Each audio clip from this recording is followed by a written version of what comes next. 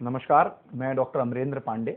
मैं IMA Indian medical association Jabalpur चिकित्सा संघ का प्रेसिडेंट इलेक्ट हूँ और जबलपुर अस्पताल संघ का महासचिव सेक्रेटरी जनरल हूँ। आज एक बहुत ही महत्वपूर्ण विषय पे मुझे बोलने के लिए बुलाया गया है और वो विषय है कि जो एम्बुलेंस ड्राइवरों का खेल जबलपुर में चल रहा है, जो एम्बुलेंस संचालक और ड्राइवर गरीब मरीजों के साथ अत्याचार कर रहे हैं, उस विषय पे बोलने के लिए मैंने अपने सुझाव लिखित रूप में डॉक्टर रत्नेश कुरेरिया साहब जो हमारे सीएमएचओ हैं और कलेक्टर साहब दोनों को भेजा है। एक सर्वे के हिसाब से शहर में करीब करीब 100 एम्बुलेंसेस दूसरे जिलों से एक दिन में आती हैं या मेडिकल कॉलेज से प्राइवेट अस्पताल में जाती हैं। इनकी संख्या 100 रहती हैं और इन एम्बुलेंस ड्राइवरों को कुछ अस्पताल अलग अलग जगह मरीज पहुंचाने का प्रलोभन दे रहे हैं, 10,000 से लेकर 20,000 तक, जो पैसा मरीज की ही जेब से लिया जाता है। यह बहुत गंभीर समस्या इसलिए है कि जो मरीज इतना गरीब था कि वो मेडिकल कॉलेज में भी इलाज नहीं करा पा रहा था, पैसे नहीं दे पा रहा था, वो व्यक्ति के पास एकदम से पैसा कहां से आ जाता है कि वो प्राइवेट अस्पताल में इलाज करा ले। या किसी छोटे जिले या शहर से जब मरीज चलता है तो उसको मेडिकल कॉलेज रेफर कराया जाता है, बट वो प्राइवेट अस्पताल पहुंच जाता है। प्राइवेट अस्पताल जो कई बड़े अस्पताल हैं उसमें 50,000, 1 लाख, 2 लाख तक भी डिपॉजिट का अमाउंट है। ये पैसा आता कहां से? तो हमने जब इस पर रिसर्च करी तो हमें पता चला कि गांव के कुछ सरपंच, गांव के कुछ कोटवार, कुछ गांव के असामाजिक तत्व भी इसमें मिले हुए हैं।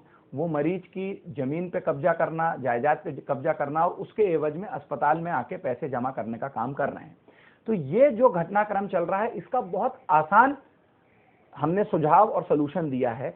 जैसे कोरोना के टाइम पे होता था, हर एम्बुलेंस जो शहर में आ रही है उसकी ट्रैकिंग होनी चाहिए, मरीज का हेल्पलाइन पे बात होनी चाहिए, अगर पॉसिबल है तो वीडियो रिकॉर्डिंग पे, वीडियो कॉल पे बात होनी चाहिए कि वो कहाँ के लिए रेफर्ड था। एक फॉर्म होना चाहिए एम्बुलेंस ड्राइवर के पास कि मरीज को वहां के डॉक्टर ने किस अस्पताल में रेफर किया था।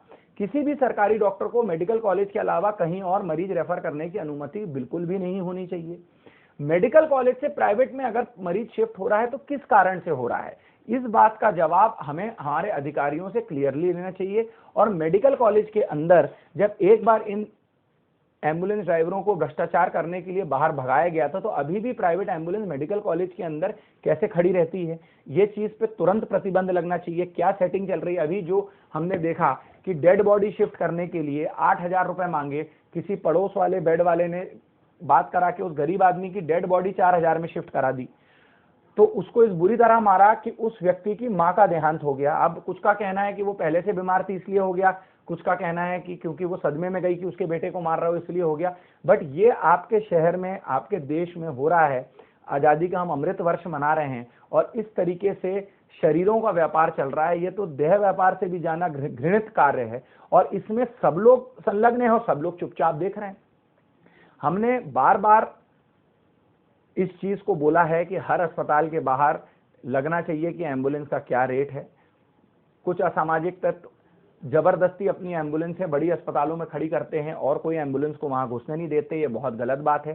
सीएमएचओ कार्यालय द्वारा मैक्सिमम एम्बुलेंस का रेट पर किलोमीटर जो करीब करीब हमारी जानकारी में 13 रुपए है और डॉक्टर वाली एम्बुलेंस का 30 से 35 रुपए पर किलोमीटर है, ये सार्वजनिक हो जाने चाहिए। और अगर इससे ज्यादा किसी ने लिया तो उसके ऊपर एफआईआर और केस होना चाहिए। एम्बुलेंस बिना किसी आरटीओ के चेक के चल रहे हैं, आरटीओ की का अभयदान मिला हुआ है, ना उनके पास पीयूसी है, ना पोल्यूशन कंट्रोल बोर्ड है, ना गाड़ियां दुरुस्त हैं, फिर भी वो एम्बुलेंसें चल रही हैं क्योंकि उनकी कोई चेकिंग नहीं हो रही। हर एम्बुलेंस की चेकिंग होनी चाहिए। सिर्फ लाइसेंस एम्बुलेंस को परमिशन मिलनी चाहिए। नियम है कि किसी भी एम्बुलेंस को चलाने के लिए अस्पताल से जुड़ा होना जरूरी है। अस्पताल का एक उसके पास एमओयू होना चाहिए। कितने एम्बुलेंस वालों के पास ये है? नहीं है लोगों के पास, फिर भी एम्बुलेंसें चल रही हैं क्योंकि दबंग लोग चला रहे हैं, मरीजों पे कब्जा कर रहे हैं। ये बहुत गंभीर मुद्दा है। आगे जब मैं आईएमए का प्रेसिडेंट बनूंगा, इसको लेके हाईकोर्ट जरूर जाऊंगा, पीआईएल लगाऊंगा।